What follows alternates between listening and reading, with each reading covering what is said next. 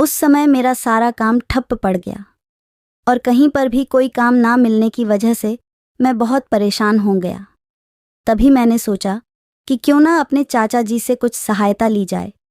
यही सोचकर मैं और मेरी पत्नी शालिनी मेरे चाचा के पास गए, लेकिन वहाँ चाचा जी ने सहायता करने के बदले में मुझसे शालिनी का सौदा किया और कहा कि जब तक तुम मुझे पैसे वापस लौटा ना दो, तब तक शालिनी मेरे घर पर रहेंगी और मेरे घर का सारा काम करेंगी। अब वो रोज शालिनी से घर का काम करवाते और अपने घर पर ही रखते। एक दिन मैं अपने किसी दोस्त से पैसे उधार लाकर चाचा जी को देने गया ताकि उनसे लिए पैसे उन्हें लौटाकर अपनी पत्नी को उनकी कैद से छुड़वा लाऊं। जैसे ही मैं उनके घर में गया तो मैंने देखा कि चाचा जी शालिनी के साथ। मेरा नाम हर्षित है। मेरे बचपन में ही माँ के गुजर जाने के बाद पापा ने ही मेरा पालन पोषण किया था। अच्छी शिक्षा के साथ साथ अच्छे संस्कार भी दिए। मैं अपने पापा से बहुत प्यार करता था। हमारे घर में मेरे चाचा जी भी रहते थे। उन्होंने अपनी शादी नहीं करवाई थी। आज तक वो कुंवारे ही थे। खैर, कुछ दिन यूं ही निकले। अब मेरी भी 12वीं कक्षा हो गई थी। पापा ने मुझे ग्रेजुएशन के लिए कानपुर भेज दिया। वहाँ जाकर कुछ दिन तो मेरा मन नहीं लगा, लेकिन फिर धीरे धीरे कानपुर के रंग में रंग गया। कॉलेज में कई दोस्त भी बन गए और उन्हीं दोस्तों में से शालिनी नाम की लड़की भी थी। दोस्ती दोस्ती में मैं कब शालिनी को पसंद करने लगा, मुझे पता ही नहीं चला। लेकिन जिस दिन मुझे पता चला कि शालिनी भी मुझे पसंद करती है, तो मेरी खुशी का कोई ठिकाना नहीं रहा। अब तो मेरा और शालिनी का हर काम साथ में होता था। कॉलेज में साथ में खाना, साथ में पीना हो और पढ़ाई भी साथ में करना। अब मैं और शालिनी एक दूसरे से बहुत प्यार करते थे। शालिनी अपने माता पिता की इकलौती संतान थी। ऐसे ही साल बीतते गए। अब हमारी ग्रेजुएट का लास्ट साल था और एग्ज़ाम के भी दिन सिर पर थे। हम लोगों ने दिन रात मेहनत करके अच्छे नंबरों से ग्रेजुएट किया। फिर मैं घर चला आया और पापा और चाचा जी के साथ रहने लगा। कुछ ही दिन बाद मुझे एक कंपनी में बहुत अच्छी पोस्ट पर जॉब मिल चुकी थी। बड़ी कंपनी होने के साथ साथ उसमें सैलरी भी ज़्यादा थी, जिसकी वजह से मुझे अच्छे खासे पैसे बच जाते थे। अब पापा भी मुझे कमाता देख बहुत खुश थे। एक दिन हमारे पड़ोसी अंकल हमारे घर पर आए और मेरे पापा से कहने लगे कि क्यों न तुम अपने बेटे की शादी कर दो, अब तो यह कमाने भी लगा है। तब मेरे पापा ने कहा, हाँ, यह विचार किया। फिर जैसे ही पापा ने मेरे लिए लड़की देखना शुरू किया तो मैंने अपने पापा से शालिनी के बारे में बता दिया। पापा को हमारे रिश्ते से कोई एतराज़ नहीं हुआ और वो दूसरे दिन ही कानपुर के लिए निकल गए। उधर शालिनी ने भी अपने माता पिता से मेरे बारे में बात कर रखी थी। इसी तरह मेरा और शालिनी का रिश्ता पक्का कर दिया गया। अब मेरी और शालिनी की शादी तय हो गई थी। पूरे घर में शादी की तैयारियां पूरे जोरों शोरों से चल रही थीं। रिश्तेदारों ने भी दस्तक देनी शुरू कर दी थी। पूरे घर में खुशियों का माहौल था, लेकिन माँ की कमी सबको खल रही थी। शादी की सारी रस्मों को पूरा करते हुए हम लोग बारात लेकर शालिनी के घर पहुंचे और बड़ी धूमधाम से मेरी और शालिनी की शादी करवाई गई। शादी को कुछ ही दिन हुए थे कि पापा की तबीयत खराब हो गई और उन्हें आनन फानन में हॉस्पिटल ले जाया गया, जहां डॉक्टरों के इलाज के दौरान उनका देहांत हो गया। हम लोगों के ऊपर तो मानो जैसे दुखों का पहाड़ टूट पड़ा हो, लेकिन जैसे तैसे हम लोगों ने खुद को संभाला और पिताजी का अंतिम संस्कार किया। ऐसे ही कुछ दिन हम लोग साथ में रहे, लेकिन उसके बाद चाचा जी हमसे अलग रहने लगे। अब वह एक अलग घर में रहते थे, दुकान चलाते और अपनी ही दुनिया में लगे रहते। मैं और शालिनी हमारे पुश्तैनी घर में ही रहते थे। मेरी अच्छी जॉब के कारण हम दोनों का गुजारा अच्छे से हो रहा था, क्योंकि चाचा जी ने दुकान में से हमें हिस्सा नहीं दिया था। ऐसे ही हमारा जीवन हंसी खुशी निकल रहा था। तभी एक दिन शालिनी की तबीयत खराब हो गई। उसे हॉस्पिटल ले जाया गया, जहां डॉक्टरों ने उसके दिल में छेद बता दिया।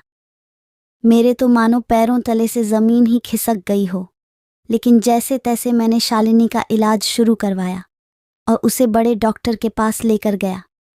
डॉक्टरों ने उसके इलाज में काफ़ी खर्चा बताया, लेकिन मैंने इतने सालों में जो जमा पूंजी कर रखी थी उससे शालिनी के इलाज कराने में काफ़ी सहायता मिल गई।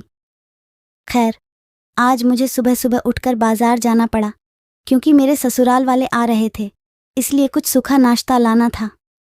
जैसे ही उन लोगों को पता चला कि शालिनी की तबीयत खराब है, वो लोग उससे मिलने के लिए निकल गए। कुछ घंटों बाद वह लोग आ गए और चाय नाश्ता करने के बाद हम लोग आपस में बातें करने लगे। तभी शालिनी के पिताजी कहने लगे कि 2 दिन बाद हम लोग विदेश जा रहे हैं। दरअसल शालिनी का चचेरा भाई विदेश में रहता था और बचपन से ही शालिनी के माँ पापा के साथ उसकी अच्छी बनती थी। इसी वजह से अब वह उन लोगों को कुछ समय के लिए अपने पास बुला रहा था। फिर उन लोगों ने एक रात यहीं रुकने का प्लान बनाया। शालिनी खाना वगैरह बनाने में लग गई और उसकी माँ भी उसका हाथ बंटाने रसोई घर में चली गई। मैं और शालिनी के पापा बाहर गार्डन में टहलने के लिए निकल गए। बातों ही बातों में शालिनी के पिता ने मेरे चाचा जी की बात शुरू कर दी। वह पूछने लगे कि वह दुकान तो तुम्हारे पापा और चाचा दोनों भाइयों की बराबर की हिस्सेदारी में बंटनी चाहिए थी, फिर उन्होंने आपको आधा हिस्सा क्यों नहीं दिया? तभी मैंने कुछ और बहाना बनाकर बात को बदल दी क्योंकि मैं पुरानी बातों को नहीं छेड़ना चाहता था। फिर अगले दिन वो लोग चले गए और मैं भी अपने ऑफिस के लिए निकल गया। जैसे ही मैं ऑफिस पहुंचा तो कुछ बड़े अधिकारी हमारी कंपनी का निरीक्षण कर रहे थे। कंपनी का मालिक अवैध रूप से शराब का धंधा करता था।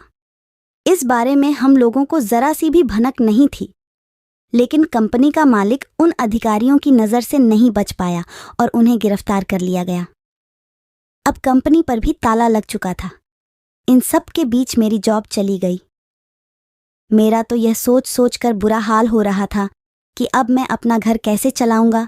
फिर मैं उदास मन से घर लौटा, लेकिन मैंने शालिनी को इस बारे में कुछ नहीं बताया क्योंकि उसकी तबीयत पहले से ही खराब थी और डॉक्टर ने किसी भी तरह का स्ट्रेस देने से मना किया था।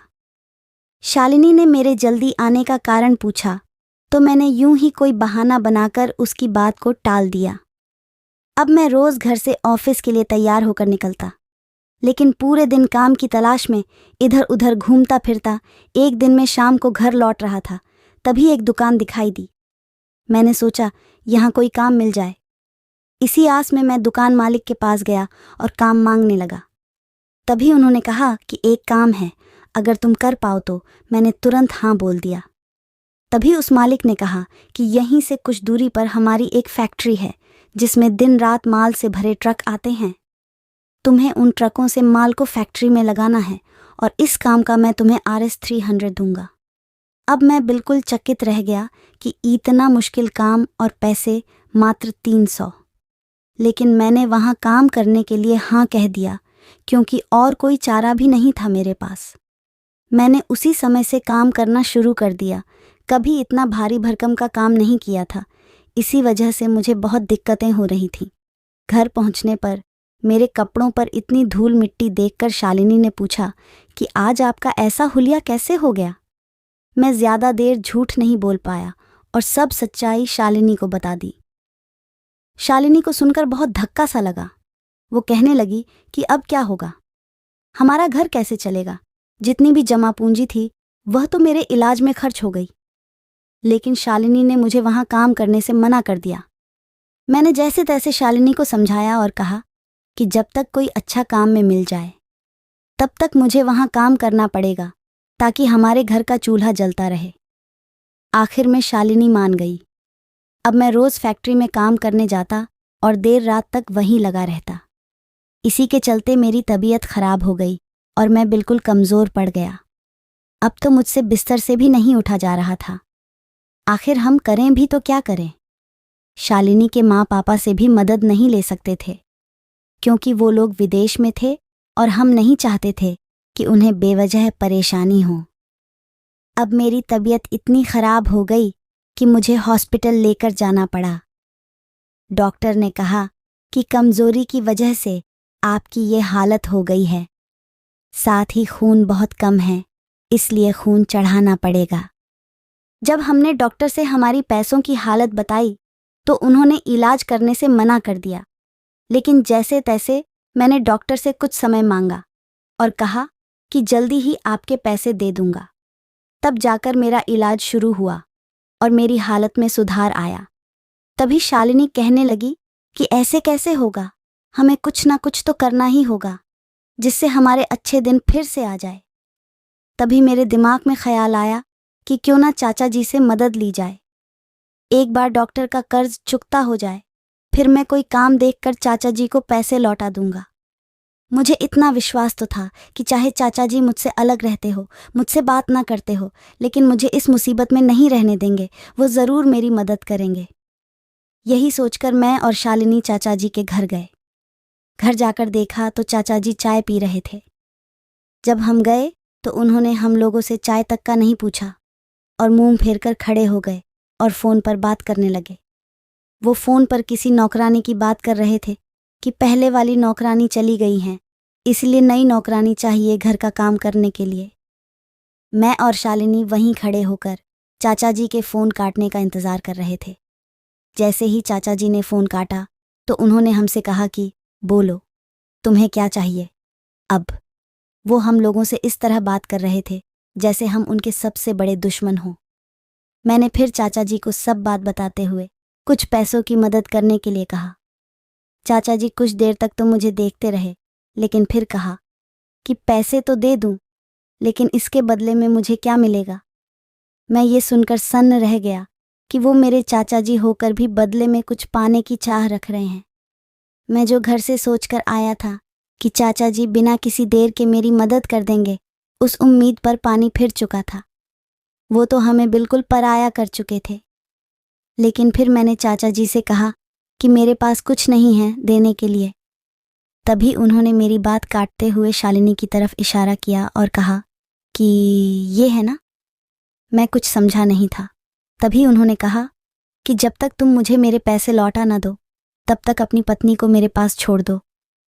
मेरे घर का काम करने के लिए वैसे भी मुझे नौकरानी की ज़रूरत है, तो फिर ये क्यों नहीं।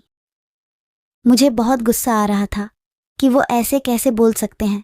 अपने बेटे जैसे भतीजे की पत्नी को वो घर की नौकरानी बनाना चाहते हैं। मुझे बहुत अजीब लग रहा था। तभी शालिनी मुझे एक साइड में ले जाकर कहने लगी कि मुझे कोई एतराज़ नहीं है और वैसे भी घर का काम ही तो करना है, इसमें कौन सी बड़ी बात है, मैं कर लूँगी। आप इनसे पैसे लीजिए और डॉक्टर को दे दीजिए ताकि वो रोज़ाना फ़ोन कर कर के हमें जलील न करे। मैं शालिनी की बातों से बिल्कुल सहमत नहीं था, क्योंकि मैं उसे किसी के घर की नौकरानी के रूप में नहीं देखना चाहता था। लेकिन शालिनी की ज़िद को मानते हुए हाँ कह दी। मैंने चाचा जी से पैसे लिए और कहा कि चंद दिनों में लौटा दूंगा। फिर मैं वहाँ से चला गया, लेकिन मेरा दिल और दिमाग तो चाचा जी के घर पर ही था कि पता नहीं शालिनी क्या कर रही होगी। मैंने डॉक्टर को पैसे दिए और अपनी जान छुटवाई। अब मैं काम की तलाश में घूमने लगा। हर एक जगह पर घूमने के बाद भी मुझे कोई काम ना मिला। तभी मैंने आखिर में विचार किया कि मैं भी चाचा जी के घर नौकर रह लूँगा और कुछ महीने काम करके उनके पैसे पूरे कर दूँगा। यही सोचकर मैं चाचा जी के घर की तरफ चल पड़ा। तभी मुझे रास्ते में मेरा एक दोस्त मिल गया जो कानपुर में मेरे साथ पढ़ता था। यहाँ पड़ोसी गांव में वो किसी फंक्शन में आया हुआ था तो बाज़ार आया किसी काम से, तो मेरी और उसकी मुलाकात हो गई। हाल चाल पूछने के बाद उसने मेरे चेहरे की उदासी का कारण पूछा। मैंने उसे सारी बात कह डाली। वो काफ़ी अच्छा और बड़े ख़ानदान से था, इसलिए उसने मुझे काफ़ी सारे पैसे देते हुए कहा कि ये ले और अपनी बीवी को घर ले, आज साथ ही कुछ काम शुरू कर लेना अपना। जब मुनाफा हो जाए और तेरे पास पैसे जुट जाएं तो मुझे लौटा देना। मेरे लिए तो मानो वह एक फरिश्ता बनकर आया था। मैं बहुत खुश हो गया और चाचा जी को पैसे देने निकल गया। उनके घर जाकर मैंने दरवाज़ा खोला तो ऐसे लग रहा था कि घर में कोई नहीं है। फिर मैं अंदर गया तो चाचा जी के कमरे से कुछ आवाज़ें आ रही थीं। मैं चाचा जी के कमरे की तरफ गया और जैसे ही मैंने उनके के कमरे में देखा तो मुझे विश्वास नहीं हो रहा था। मैंने देखा कि चाचा जी और शालिनी आपस में ऐसे बात कर रहे हैं जैसे वो सालों से एक दूसरे के अच्छे दोस्त हों। मुझे शालिनी पर गुस्सा आ रहा था कि जिस चाचा ने मेरी एक छोटी सी मदद करने से इनकार कर दिया, उसी के साथ वो बातें किए जा रही हैं। मुझे कुछ समझ नहीं आ रहा था कि आखिर हो क्या रहा है। तभी मैं तपाक से अंदर चला गया और शालिनी का हाथ पकड़कर उससे सवाल करने लगा। तभी उसने अपना हाथ छुड़वाते हुए कहा कि हर्षित, तुम गलत समझ रहे हो। जैसा तुम सोच रहे हो वैसा बिल्कुल भी नहीं है। दरअसल तुम्हारे चाचा जी जितना अच्छा तो कोई भी नहीं है। तभी चाचा जी बोल पड़े कि हर्षित, मैं तुम्हारा कभी भी बुरा नहीं चाहता हूँ। मैंने जानबूझकर तुम्हारी मदद सीधे से नहीं की, क्योंकि मैं नहीं चाहता था कि तुम मुझ पर डिपेंड हो जाओ। अगर मैं बिना किसी मांग के तुम्हें पैसे दे देता तो तुम मुझ पर निर्भर हो जाते, और आगे कभी भी पैसों की ज़रूरत पड़ती तो तुम बिना किसी मेहनत के सीधे मेरे पास आ जाते। इसीलिए मैंने तुमसे शालिनी का सौदा किया ताकि तुम मेहनत करो। फिर शालिनी कहने लगी कि हाँ हर्षित, और इन्होंने तो दुकान भी तुम्हारे नाम कर रखी है। दुकान में से आधा हिस्सा तुम्हें इसलिए नहीं दिया गया ताकि तुम अपनी जॉब को मेहनत से करो। अगर तुम्हें दुकान से कुछ हिस्सा मिला होता तो तुम अपनी जॉब में इतना ध्यान नहीं देते, क्योंकि तुम्हारे पास दुकान चलाने का दूसरा ऑप्शन होता। अब मुझे सब बातें समझ आ गई थीं कि आखिर चाचा जी का व्यवहार ऐसा क्यों था। मेरी आंखों में आंसू थे और अफसोस के अलावा मेरे पास कुछ न था कि मैंने अपने देवता जैसे चाचा जी को गलत समझा। मैं बार बार खुद को कोस रहा था कि बिना पूरी सच्चाई जाने में उन्हें गलत समझ बैठा। दरअसल ऊपर से कठोर दिखने वाला ज़रूरी नहीं होता कि अंदर से भी बुरा है। अक्सर हमारी भलाई के लिए कठोरता भी रखनी पड़ती है। तो भाइयों और बहनों, अगर मेरी आज कहानी आपको पसंद आई हो तो वीडियो को लाइक कीजिए, शेयर कीजिए और कमेंट भी कीजिए। और हाँ, सबसे ज़रूरी बात, अगर आपने अभी तक मेरे चैनल को सब्सक्राइब नहीं किया है तो प्लीज़ सब्सक्राइब करें। तो भाइयों और बहनों, मिलते हैं अगले वीडियो में एक और दिलचस्प कहानी के साथ। तब तक के लिए नमस्कार, धन्यवाद भाइयों और बहनों।